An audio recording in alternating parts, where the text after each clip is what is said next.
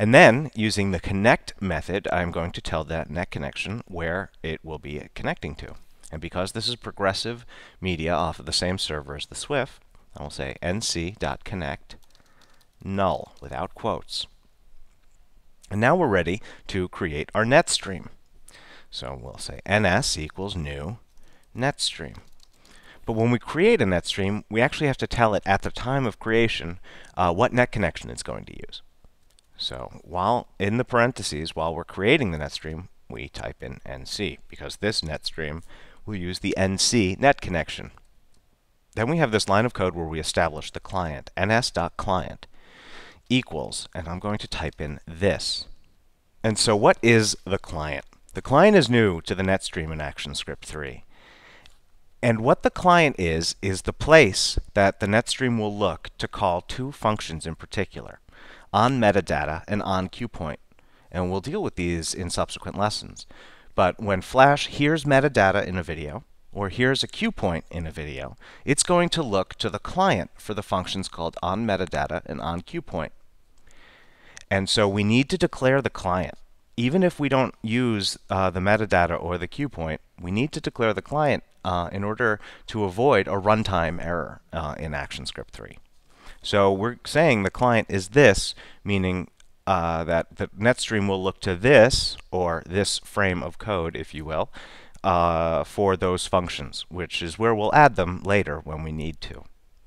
Okay, so back to the code, we now need to create the video. So I will say video equals new video. Now, when we create a video object, we can optionally specify the width and height we want it to be at the time of creation. So in the parentheses, I can say 320, 240. So this video object will be 320 pixels wide and 240 pixels tall when it is created. And because of the way display objects work in ActionScript 3, creating it doesn't mean the user will see it. In order for the user to see it, we have to add it to our stage.